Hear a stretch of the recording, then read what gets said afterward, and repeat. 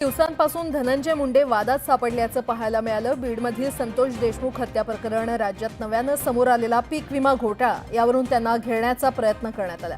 मात्र यानंतरही अजित पवारांनी सर्व विरोध झुगारत धनंजय मुंडेंना मंत्रिमंडळात कायम ठेवलं। खातेवाटपात धनंजय मुंडेंना कोणतं खातं मिळणार यावरून राजकीय वर्तुळात अनेक तर्कवितर्क लावले जात होते।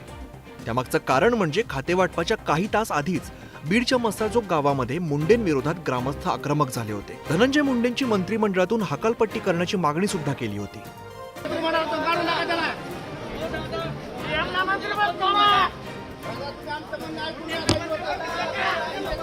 संतोष देशमुख हत्या प्रकरणात धनंजय मुंडेंच्या निकटवर्तीय वाल्मिक कराडांवरती आरोप होत आहे। यावरून विरोधकच नाही तर मित्रपक्षांनी सुद्धा मुंडेंची राजकीय कोंडी करण्याचा प्रयत्न केलाय। सापडलेलाच नाही, तो फरार आहे। तर मला इकडे म्हणायचं आहे की अध्यक्ष महोदय, आपल्याला नक्कीच ह्या सगळ्या लोकांना पकडून त्यांना विदाऊट एनी मनात हे नाही ठेवून त्यांना काय म्हणतात फाशीची सजा ही झाली पाहिजे। धनंजय मुंडेंचं मंत्रिपद धोक्यात असल्याची राजकीय वर्तुळात चर्चा रंगली होती। मात्र विरोधक आणि स्वपक्षीयांच्या दबावानंतर सुद्धा धनंजय मुंडेंकडे अन्न, नागरी पुरवठा आणि ग्राहक संरक्षण खात्याची जबाबदारी देण्यात आली आहे।